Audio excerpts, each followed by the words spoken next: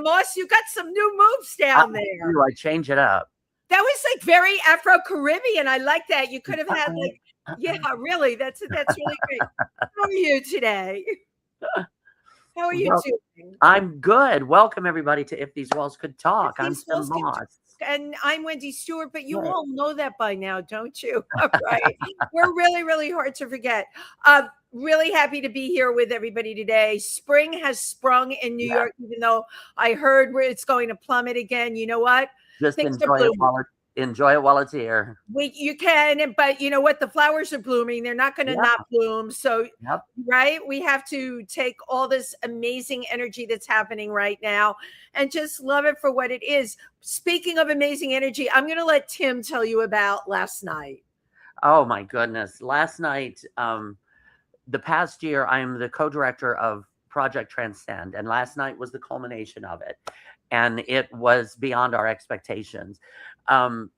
Project Transcend, we got 6 amazing artists together. They're all trans and gender nonconforming. And they did a 12-week program called Body Mapping, where each one would lay down on a canvas or a paper, and we traced their body. And then they created their story within the confines of their frame. And it was remarkable. And the LGBT Center picked it up and is having an installation. It's hanging on the 2nd floor in the hallway. All the pieces are throughout the hallway until all the way through May. And last night was the opening reception, and we joined forces with Jumaane Williams' office and had a huge party. Jumaane Williams is the public advocate here in New York, second in line to the mayor. And speaking of which, at one point early in the ceremony, shortly after it started, the mayor himself showed up. Mayor Mamdani came and just blew the roof off the place. And it was wonderful. It was a wonderful, wonderful evening. Then Jumaane Williams got up and spoke and also gave honors to each one of our artists. And and then we got up and talked about the Project Transcend, and it was absolutely an amazing and flawless evening. It was just remarkable. Well attended. We had people from everywhere that was there. And thank you, Wendy, for coming. I appreciate it. Well, and this was, I can't remember when I have just felt so filled with joy on a Transgender Day of Visibility. The timing couldn't have been better. To walk into that room, there were a few hundred people. The event started at 6. I got there at 6:10. It was already packed to the rafters, but the energy, like from the artist, to have created, Tim, something so positive in a time like that we're in now, and especially that community, it was amazing. And of course, one of our candidates who's running for a congressional seat, Laura Dunn, who I've interviewed, she's amazing. She was there. It was really again, you know what? I left there and I was floating on cloud 9, and to be able to do that, you know. And I love that Mamdani was there because there's so many non-truths written about him. It really blows my mind. You know, I don't care the fence you're on. Quit making stuff up. And what happens now is people make stuff up. But his message was so positive and so inspiring. And it was just his vision for New York, which is, like he said, he wants his staff to reflect New York City, all walks of life, everybody in there. And that's exactly what he's doing. He's walking the walk. He is, in terms of who he's hired on his staff, in spite of what people are reading out there on places like next door Yorkville, lies, and more lies. He also, he just recently appointed Taylor Brown, who was there last night. Who was there last night? Taylor was there, who is a trans woman that is now in his cabinet for representing all LGBTQ. And I mean, amazing, right? Really, and I knew Taylor from before, so it was nice to get to see her again and congratulate her on the appointment. So it was a remarkable evening. I am exhausted. I know. I knew you would be exhausted today. So in my unreal little world, I actually shot a role in a film on Sunday, which was great. It's called The Watch, but I was my character was Auntie, and it is about one of the aspects of the film is this crazy wedding where the bridesmaids, it reminded me of the film Bridesmaids. One of the bridesmaids is throwing up in the bathroom. Yeah. My gorgeous gold watch, of course, goes missing in the interim while I try and brainwash my little niece about all the things that are right and wrong in the world. I worked with a great cast. It was really a wonderful role. And it was half an hour from where I stay in Pennsylvania. When do I ever get on location? Right. Cast in New York. So you know what? It was absolutely positively wonderful. And then this week at the Explorers Club, we're talking about passion here, Tim. Your involvement with Project Transcend is your passion in the LGBTQ community, right? And I have that passion there, but I also, I'm an explorer. This week at the Explorers Club, we had someone do a presentation on pancake tortoises. Okay, just stay with me a middle on this. They're very little, very flat, and unbelievably cute, and they're on the endangered species list. And long story short, they're found in crevices in rocks in Kenya, and the person that studies them left a career in finance to devote his life into an actual turtle rescue international group. So this guy is really into turtles and tortoises. We talking about that, again, we are talking passion. All right. And for those of you listening, just think about what your passion is. Think about what you want to do tomorrow. Think about how you can make a difference in the world, because you know what? Each and every one of you can. Absolutely. And when you're following your passion, it just makes life so much more joyful. Yeah, exactly. Doing what you're doing. Right. Because you love it. Yeah. Now, one other thing that I did, and I can't believe I forgot this last week, was last weekend I marched in down 7th Avenue in the No Kings protest.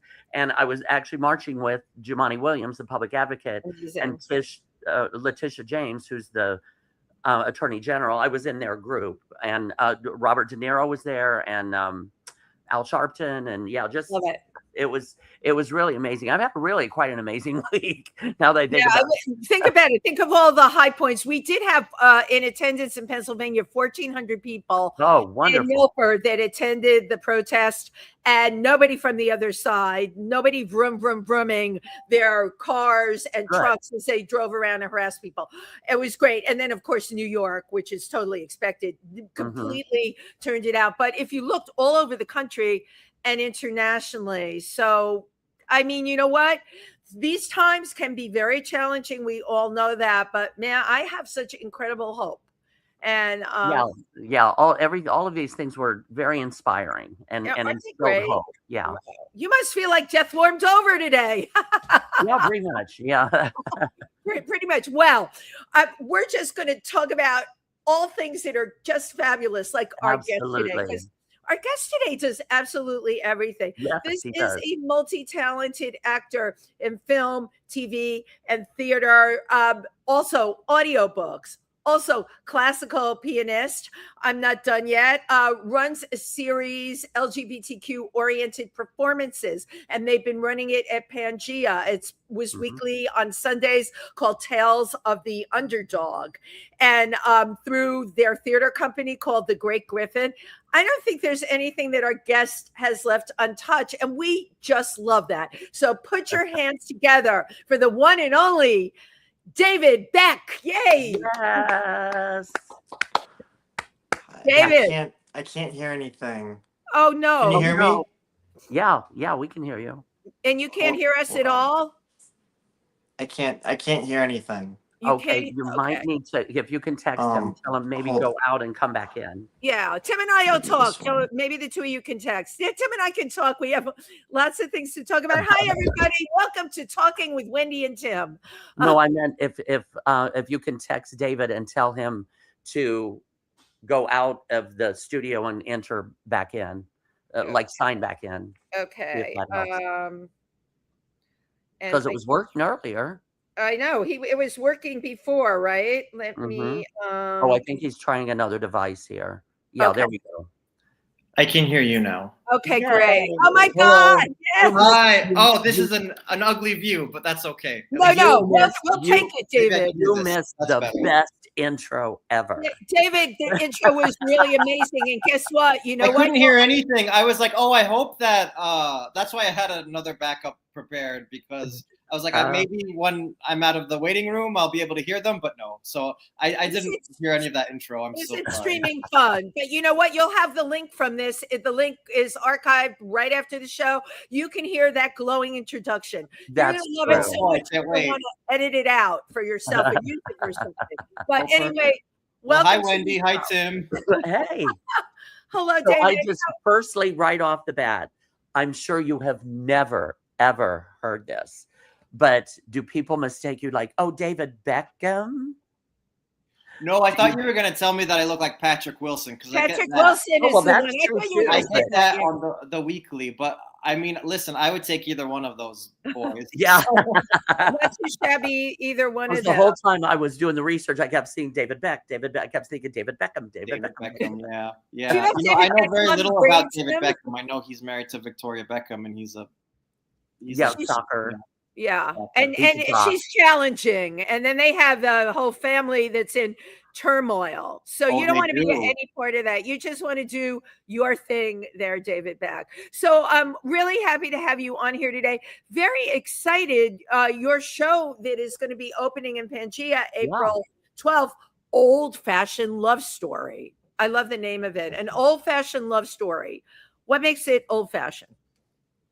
Well, it's old-fashioned. It's a little ironic because it's really not old-fashioned. It's really what inspired it was my 10-year, a great love of my life for 10 years in my early 20s to early 30s, a fashion designer. Wow. And being with a fashion designer, and it was old-fashioned love story, tells the story of our love, at the same time me hitting rock bottom with the great love of my life and my eventual journey towards sobriety. So it's a barrel of laughs. You know what? It's life. Exactly. And that also takes a lot. That takes a lot of courage to dig in there and pull that out. Yeah. Thank you. I appreciate you saying that. Yeah, it's just, during the pandemic, I started writing a memoir, and I wrote like 300 pages, and I thought to myself, what am I going to do with this? I don't know anyone in publishing. I'm not really a novelist or a memoirist. And then I thought, well, why don't I adapt it to a play? And so brilliant. And so that's what I did. Yeah. And I did a little workshop of it at Pangea the fall of 2024. And my friend Nicola Murphy-Dubé directed it, and she's directing this one. She's a wonderful director. She works with the Irish Rep in Chelsea. Oh yeah, that Irish Rep is so great. So you have a great director to tell your personal story with. But what I did my cabaret show, where I revisited my past drug addiction, a 20-year drug addiction. So what was that experience like for you, just revisiting? I always think, oh, this is a great idea, and then I start rehearsing it, and I'm like, this. Am I doing this? It takes a lot out of me, It takes a lot out of me. Exactly. I'm revisiting probably the hardest time of my life, Right. And at this point, it was kind of a long time ago. I mean, I'm 42 now. 42 and fabulous. Somebody's told me this way younger, by the way. You look really way younger. When I was looking at how much you did, I'm like, wait a minute. This is like somebody that's in their 40s, and you look like you're in your 30s. I couldn't figure out. I have a whole life behind me. You have a whole. Isn't that great? Right. But that also living life and having challenges and all of that make you who you are today and gave you the understanding and the perception that you have. Right.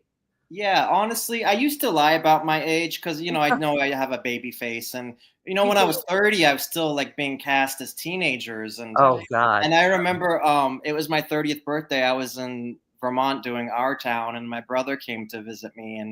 And I had my 30th birthday, but I said it was my 28th birthday. And then my brother, he was like, we were all hanging out drinking, and he called me out on it. He was like, you're 30, bitch. So, so then from that point on, I was like, you know what? I got to embrace it. Because as you said, Tim, it's like I'm denying those 2 years. I'm denying those experiences. And, memories. And But okay, you but know, on the practical side, right? I get cast for younger than I am, and it's great because I don't want to miss those opportunities. I have no issue with my age, my actual age, but where I'm cast is younger, and I want to take every single one of those roles because I can bring what I have in terms of experience now to these roles, Mhm. and it brings more dimension. You know what I'm saying? So, Well, you know your age. when it comes to a casting director, Yes. stay at 28. well, that's the tricky thing. It's like with the acting, it's like we Yeah, live in such a yeah. shallow, judgmental industry at times. Yes, Um, absolutely. that it's hard to be honest sometimes, but I'm trying to. Yeah, but I see what you're saying, Wendy. It's great to play those roles that are younger because you have more experience, you have the If wisdom. you can, it gives, I'll have an edge over somebody else in terms of what I can add and dimension. And really, at a certain age when you don't give a shit anymore, and I don't, it really sets you free in this industry. You both said it. It's a very judgmental industry. Tim Mhm. and I talk about this. They want to put you in a box, something they can understand. And, half the time you're saying, no, that's not where I belong. You're not seeing me the way you need to see me. People Yeah. have tunnel vision in this industry. Mhm. How did you get started as an actor? As an actor, I started doing community theater, children's theater at the Okay. age of 9. Oh, so you right. Wow, Actually, the age of 8. Yeah, and I fun. just fell in love with it from the first play. It was Alice in Wonderland. I was Oh her Oh, yeah. number nice. 2 to the Queen of Hearts, and I just remember I sobbed and sobbed after the play was over, All and right. I That's so cried all night. And heartbreaking. my dad went to like United Dairy Farmers. I don't know if you know what that is, but it's like a thing in the Midwest. And he bought me like a strawberry milkshake. I remember because I cried all night. Oh, And I love your parents. I never met. That No, was very your sweet. dad is a sensitive human being. he is a sensitive human being. Yes, Aren't yes, you lucky? I am lucky. Yeah, I'm So very lucky. where are you from originally? I'm from Dayton, Ohio. Oh, okay. I'm Yeah. from Indiana. Oh, are you? Where in Indiana? North Central. I grew up at the corner of a cornfield and a bean field. Uh, But but Fort Wayne area is where okay. I Oh, graduated cool, high cool, school. cool. Yeah. Yeah, I'm from the suburbs, so it wasn't quite My that. brother actually lived in Piqua for a little while. Oh, okay. Yeah, I don't which know is if I ever went there. a little suburb of Dayton. Hmm. Yeah. Yeah. Did you like growing up in the Midwest? I didn't know anything different, Yeah. so it was all I knew. And then I ended up moving out to New York. I kind of, because I came out, or I was coming to terms with my sexuality myself, and that was in the 80s, the early 80s. Mhm. So I knew I had to get out of there. So I moved to New York, which was like the most dangerous city on the planet, and moved into one of the most dangerous neighborhoods Yep, and it's in still the there. city on the planet, just so I could live openly. And Wow. yeah, it Yeah, was, I mean, I kind of did the same thing. I guess it was like a geographic. When I was yeah, 18, I couldn't wait to like go to New York to be an yeah, actor, but I also yeah, knew, that's where gay people are. yeah, So, exactly. it So I And moved you out knew here for all those reasons. Yeah, Mhm. to live you knew it openly. was a fit for you. Everybody that we talked to on the show that's from elsewhere, they Mhm. didn't have a choice except to go to New York. You know that in your heart of hearts, but you did grow up in the suburbs in Dayton. It had to be a little bit, cosmopolitan, and to be gay, be okay. There, you know what I'm saying? It was the Um, suburbs, well, I was born in '83, and I went to Catholic school for Mhm. 13 Catholic years. Oh, school.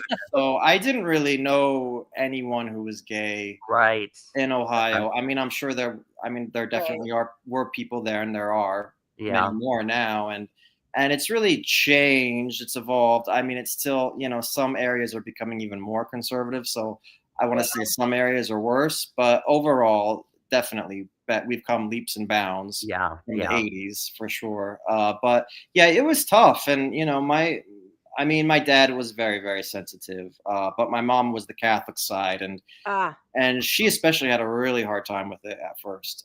But Mhm. people change, and right. Right. they never And stopped learn. loving me, and now I she's love my number this. one fan. Oh, Yeah, nice. I love that. yeah, Which me which too. is which is So such a great story. So you were doing Yeah. theater there, and I love that they were encouraging of it. Yeah. That's wonderful. Oh, they were so encouraging of theater, and that's not one thing that they never questioned. And they were like, well, do you want to go to school for music?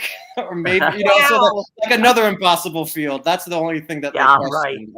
I think they kind of wanted me to go to school for like piano or music because I was really into, you know, piano. And I wanted to find out, when did you start? You're an amazing pianist. I played your you have all those pieces on your website. Thank you. Oh, those are all original too. I knew that because your name was next to it. I'm like, my God, this is like impressive. By the way, your website is davidbeck.com. DavidGBeck.com. Oh, I'm sorry, David G. Beck, which is right down below. G for gay. No. Yeah. Okay. Right. I was going to ask him, is that like your middle name, like Gary or Gregory? Gregory. Yeah. But we'll remember G for gay because that's how we roll at this show. Yeah, because that's what I am. Yeah. We love you already. So you started piano at what age? I started taking lessons when I was 8 years old, third grade. Wow. I had a great aunt who we were very close with, and she had this, like, it was like a lime green piano. And she died when I was in the first grade, and that was my mom's inheritance. Wow. Was her piano, and that was her dying wish for me and my older brother to take piano lessons. So So I started in the third grade, and I started at the same time as my brother Michael. And we studied with this Russian pianist, Anna Polanski. She was an amazing teacher, very strict, very, you know, really instilled in me a lot of discipline. And yeah, so. And does your brother still play the way you do?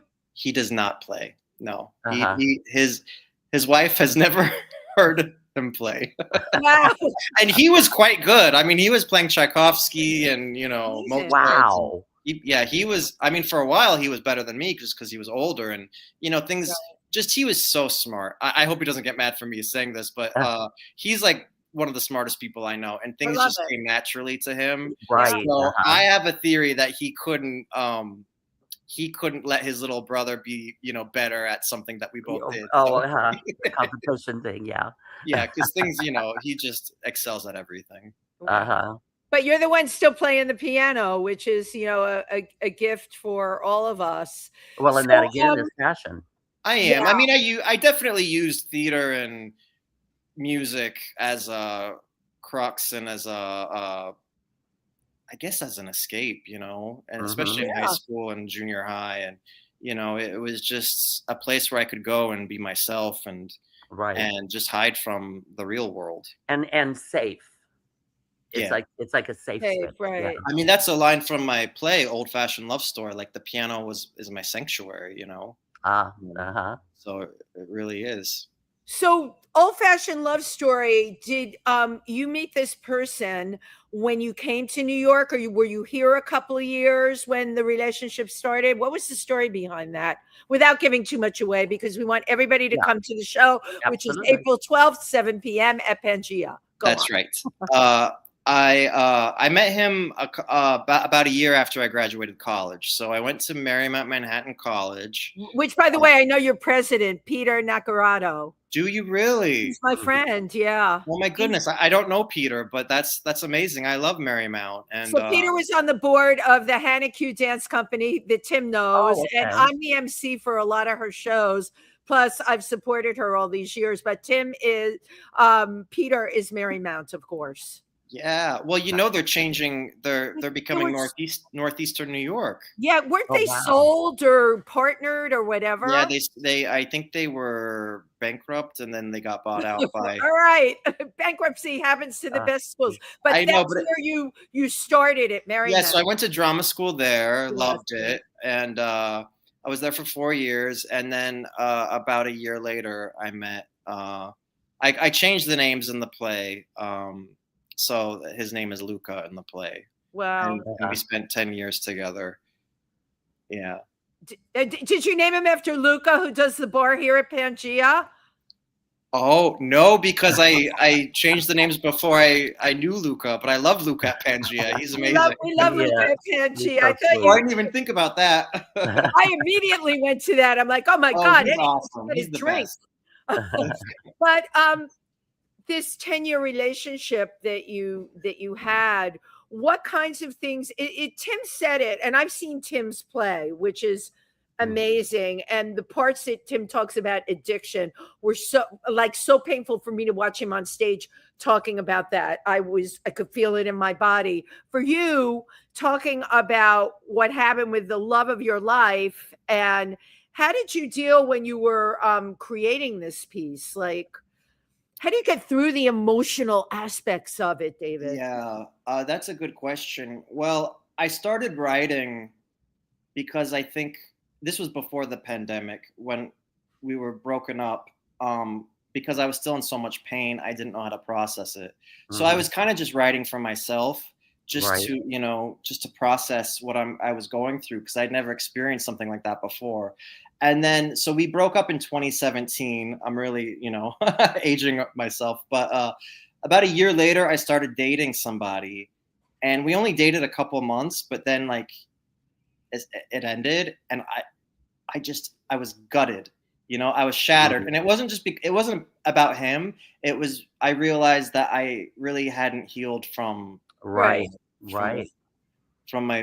great love. And then that's when I started going to therapy, and then I started writing. And I just started writing everything. Love it. And I've always journaled, and I wrote letters. I love letter writing. And so I just had journals and journals of information to look back on. This is all almost autobiographical and just very personal. It's all autobiographical. Yeah, there's not. I just changed the names. And I spoke to the real person. He lives in LA now. And, I was going to ask. Yeah, and I spoke to him about this, and I sent him the scripts, and I said, listen, if you I'm getting emotional now, but I was like, if you don't want me to.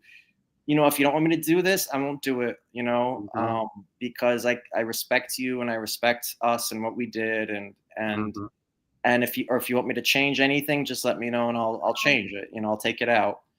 And, I don't hear from him for about a week. And I was like, oh God. And then he called me, and he said, you know what, I've been thinking about it, and this is your story, and you're an artist. Wow. And you say what you want to say. And you have a full 100% blessing to say whatever you want. And so I just, that was really cool of him to do that. Absolutely. Yeah, because you had these amazing memories, and you want to put them out there on stage, as well as the pain, right? That's what theater is. You want to show the range of what you are as a human being.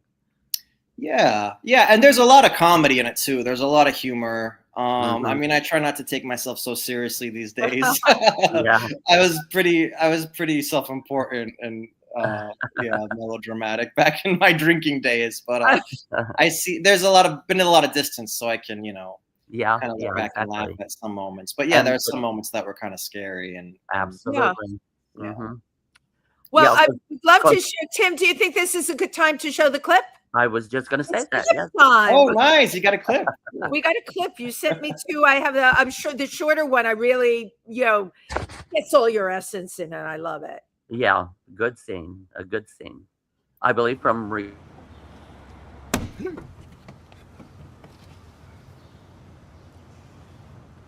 Hi. Are you trying to make me feel guilty? You have a bed at the lab.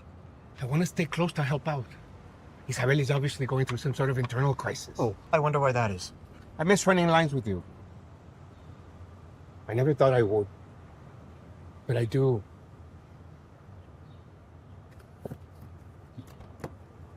Please. I don't know where to begin. I know why you left.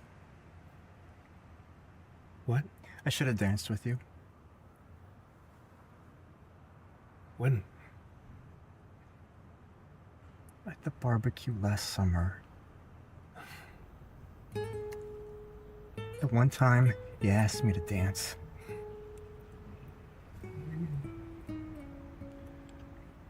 Not in front of all the straight people, you said. I saw it. I saw the light in your eyes go out. I just sat in my chair, and I did nothing. You missed out. I'm a really good dancer. Shut the fuck up! You know, I'm a lousy husband. I know I'm a lousy husband. I know I'm a lousy husband. No, Ian. No. What about Isabel?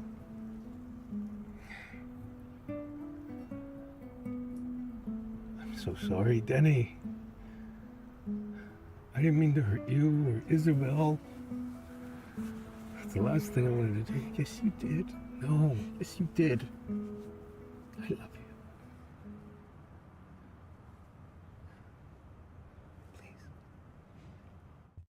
Wow. Wow. Very, very vulnerable, you know? Yeah. Thank you so much. Yeah, so that was from Regarding Us that I co-wrote and co-directed with Jennifer Bobby, and that was me and Aliud Garcia Kaufman. Uh-huh. Wow. Yeah. Very, very impactful. So you said, so you're also a screenwriter. Yep, I sure am. Yeah, so you can catch Regarding Us. It's right now. It's streaming on Paramount Plus. On Paramount Plus. Yeah, that's what Yeah. But if you don't have Paramount Plus, it's available other places. Just it's all over. It's on Tubi. You can watch it. I think still on YouTube Movies. Nice. And you can also get it on VOD on Apple TV or Amazon. So, Nice. Yeah. So, and that's a whole process. I mean, that whole distribution is you know, that's a whole industry in its own, you know. It's a process. I had no idea what I was getting into. Right, my first feature film. And that's one of the things with the entertainment industry is the packaging and the marketing and the business side of art, of making art, because art is all about passion and emotion and this and that, which has no business. Yeah. And the business side is all no emotion, no nothing, strictly numbers and this and that. Exactly. So it's so hard to balance those two. It's very hard. I mean, I think eventually I need a business manager, someone who's very good with numbers and, you know, not so prone to emotional outbursts. But yeah. But also, you took a lot on Regarding Us, which is you know, being a screenwriter and the co-director and the star and acting in it. And one side, I don't know how to phrase this question, but which do you prefer? Where you can walk in and have the control as the director and this, or when you just walk in on a set, like you were in The Food That Built America, which is a big established corporate entertainment venue. And do you prefer to just kind of walk on set and do your lines and do your thing, or where you have a little more control and flexibility of what happens? I gotcha. Well, both I think are interesting. I love being directed and giving up control and just. I mean, there's such freedom. Oh, so you're a sub. It's a secret. Oh, Tym Moss. I let it all out in the play. You can find out. So, my goodness.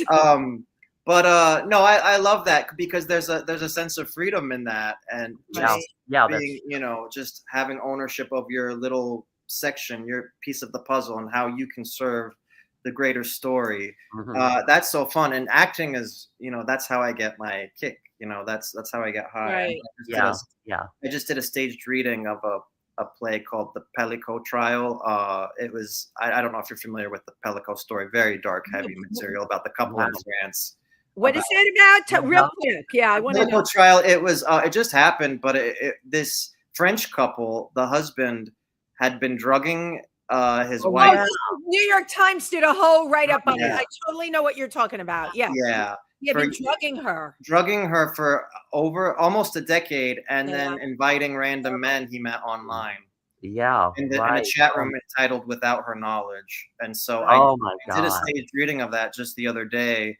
And it was directed by this wonderful director Milo Rao and Servan as well.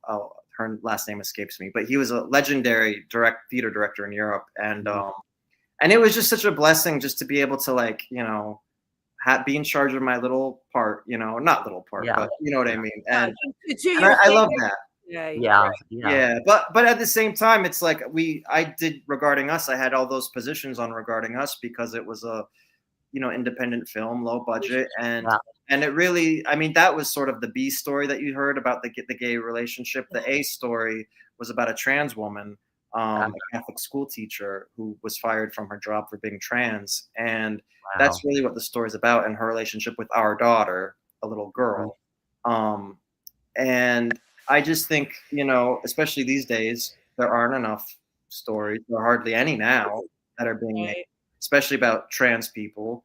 Yeah. And I just thought that it was an urgent story to tell.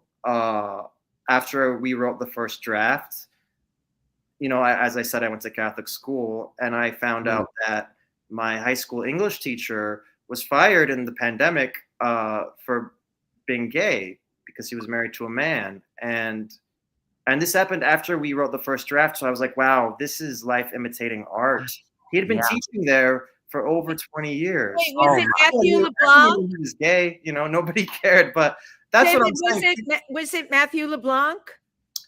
No, it wasn't Matthew LeBlanc, no. From Communion. Oh, you know about Communion. No, I don't know about that. Is that this story? That's why I'm interjecting. And now it's a film. It was a play. He was fired by the Catholic Archdiocese in Brooklyn. He was such a love teacher, and they fired him because there was a newspaper article when he and his husband tied the knot, and somebody from one of the parishioners saw it, called up. I don't know, about the Catholic hierarchies way better than I do, but whoever the top guys are, and it became this huge brouhaha. They got married. This was hit the fan in 2021. Matthew took really lemons and turned it into this show, Communion, and you'll Google it. I want you to read about it. And I'm having a rerun of him on my show tonight, my other show, because it's this story. And it's how he put this play out there. And then last week, I went to St. Ignatius Loyola Church, where they were screening for the LGBTQ community. He now made it into a film. Nice. So, right. So in what you were saying, this goes along. You're right. There's not enough being said, certainly in the trans community and just in general. But here you have somebody from 2021 to now. Matthew is not putting it to rest. Okay, he's using his art, as you do, David, and we're going to get to talk about the Great Griffin and the LGBTQ, centric part of that. But yeah, but I just want to commend you on taking that taking on these social issues that nobody's talking about. And it is so important. And thank you very much for doing that. Well, I appreciate you saying that. I mean, I think that for me, it's like, I don't feel like I have a choice. I mean, because this is absolutely sort of my life. And I've always used art to express myself and to be myself. And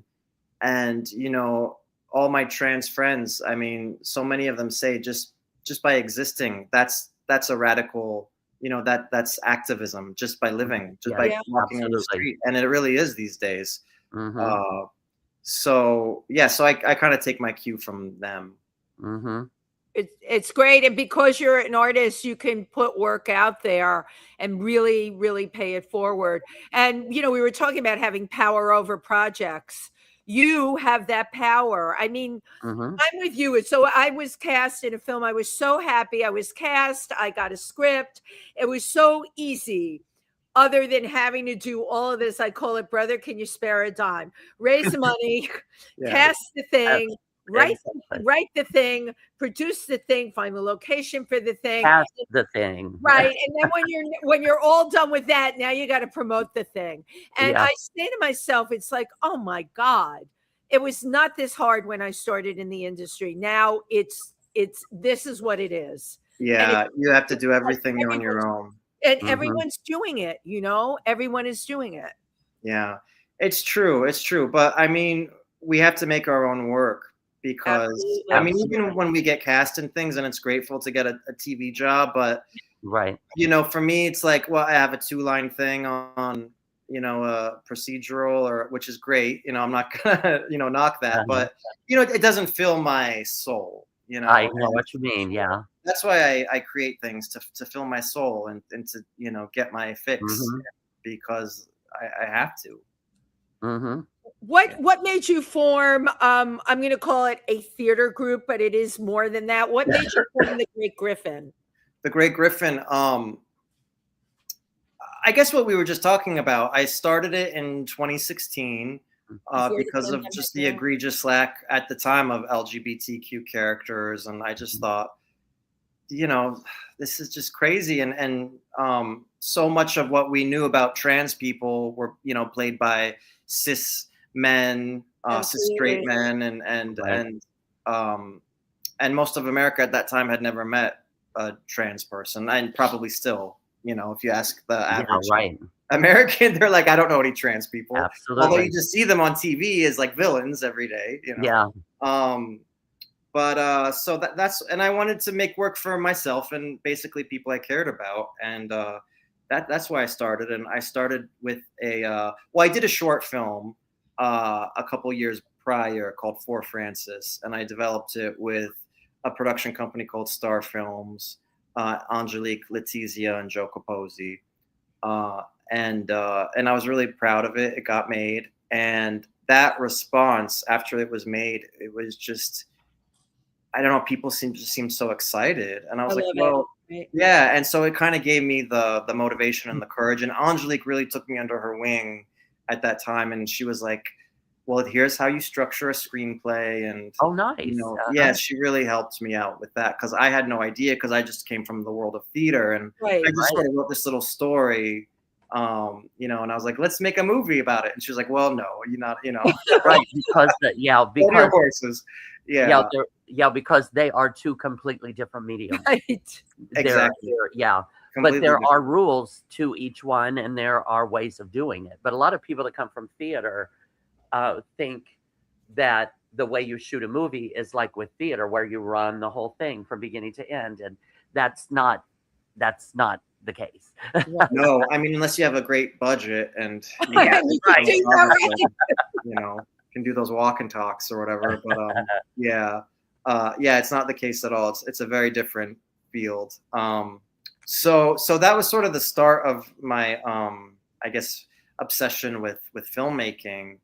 And then I started the nonprofit, The Great Griffin, a couple years later. And then I did a web series called Spring Street. That was the first project I did on my own under the umbrella of The Great Griffin. The Great Griffin, right. Yeah. And that was shot in 9 days in New York City. It was like a gay love story. And I think it's so inspiring, the amount of, and I know Tim feels this way too, the amount of work that you are just doing on your own, Absolutely. I love that. Well, like so I have people ask me this all the time. How do you keep going? What keeps you going? What keeps you motivated? Especially, this is a hard time. We talked about that. This is also an incredibly expensive time. Absolutely. So, like, what's your mantra, or what do you tell yourself? What do I tell myself? I don't know. I don't really think about, I don't really question it. It's just I'm always thinking about the next thing. Like once I finish it, I'm like, okay, what's next? Like right now I'm working on, I have 3 films in development. And I don't know which one is gonna like land first. Right. But I'm really excited about all of them, and it's just I keep I don't know what else to do with my life. And of course I've questioned, because it is hard. It's hard to be an artist these days. Yeah. And it's hard to make a living. I'm fortunate because I can support myself with music and with piano teaching, and so I'm really blessed in that way. But I don't know. I mean, it's just acting alone. It's just for me, it's not enough because I'm not getting enough acting work, from the industry. So so I just have no choice. And I know that I'm an artist, and my life's purpose is to tell stories and fulfill that and share it really with the world. exactly, yeah.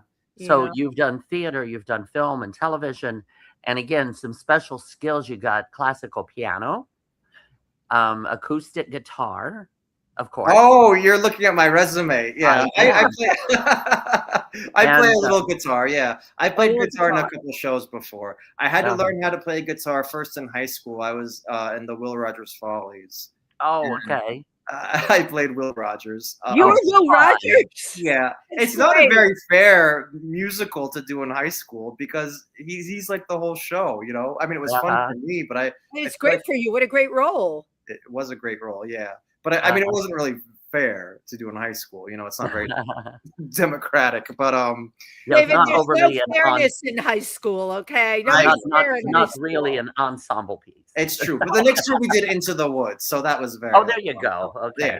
Yeah. But so I learned how to play. He plays a song there, so I learned how to play a song.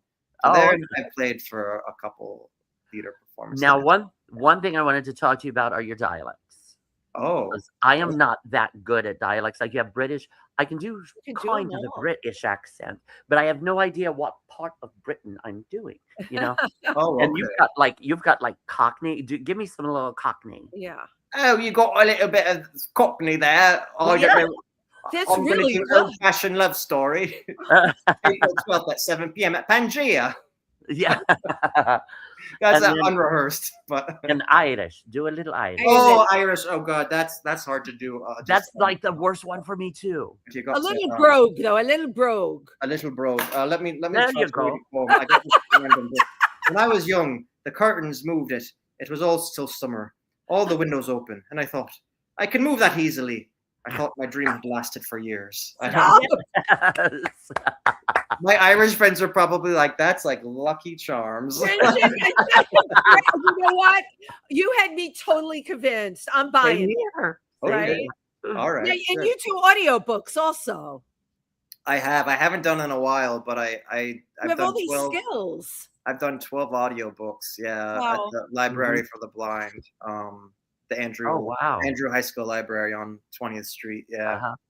Yeah. That was a great gig. Yeah, that's so how so how did you get into doing the voiceovers and the dialects and things like that? When did you find out, like Tim has a knack for it? You have to have a knack for it. You do. I mean, I always loved voice and speech classes in college, and I was always very good at like accents, even when I was a kid. I just loved the voice, and I always thought about the sound, and I never thought about my body. And that's where I really struggled with like the movement classes. And as I said, I have 2 left feet. I still can't dance. Interesting, right? And but I always excelled with the voice and all that. That was always my favorite part. And then, so I don't know. I really enjoyed that, and I kind of leaned into that. You gotta do what you're good at, I guess. You gotta find your sweet spot. But you know what? You're lucky. You have a whole bunch of them. No, I'm sorry, but getting back to I forget what it's called. Oh my God, the Great Griffin. Great Griffin, yeah. So you would do that is it once a month at Pangea? We did it last year about once a month. We Sunday. We showcased an artist. I think it's great. Most of them were in the LGBTQ community. Some were immigrants or in the immigrant community. And we just showcased, an artist of exceptional talent with a new work. And we kind of gave them free reign to do. And these were plays? A little playground. Pardon me? Were these plays? It ran the gamut. Some of them were plays. Some of them were music based. Okay. One, I don't know if you know Jamie Brickhouse, but I know the name. Yeah. He's a memoirist, so he performed he's like a storyteller. Nice. One of his memoirs. And a lot were music. It's hard to get plays and people. Because it's easier to get musicians for some reason.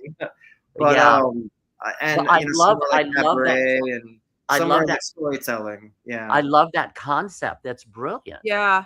Do you plan on bringing it back again?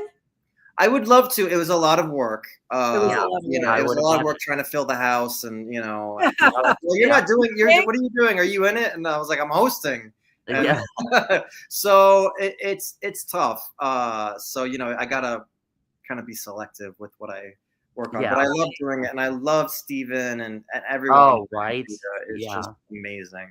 Yeah. And so you're coming back to Pangea. I'm coming back to Pangea April 12th. Back to But this is Pangea. in your own show. Your own show. This is my own show. Yeah, Old Fashioned Love Stories. So I'm really excited. April 12th at 7:00. April 12th. And if you can't make it April 12th, I know we want everyone to come to Pangea. If you can't make it April 12th, I'm also doing April 6th at 7 p.m.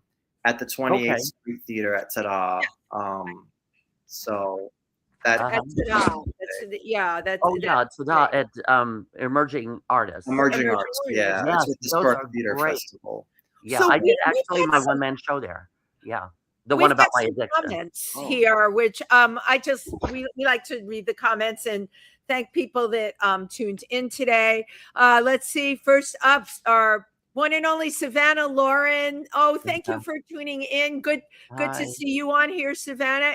For me, it's been a while. Tim, you probably have seen Savannah more than I have, but thank you. Robert De La Cruz. Hi, guys.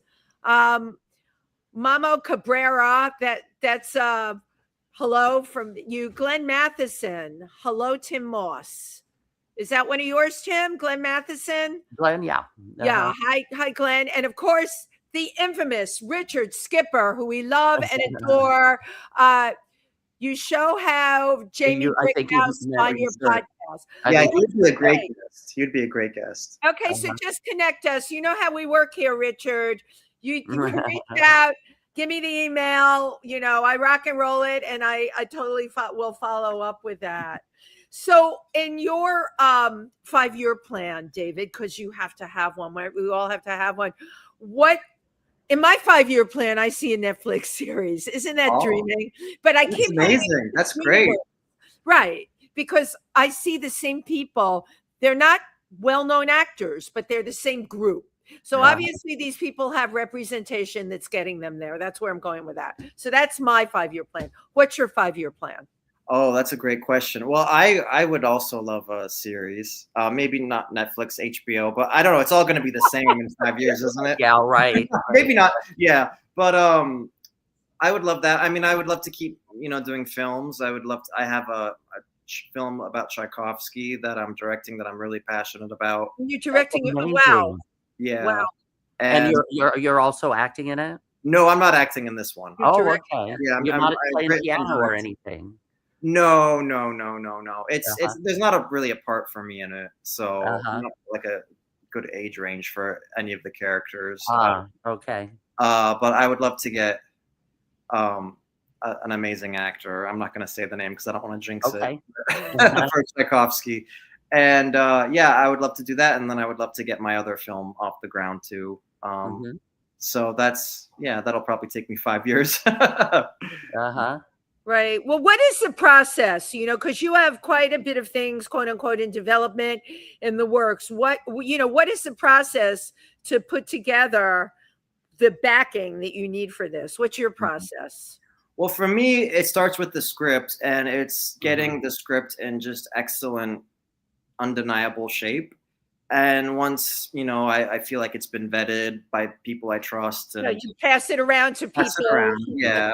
And I feel then it's ready to start taking to producers, I mean, every once in a while you can get an acting attachment before you get, a casting director.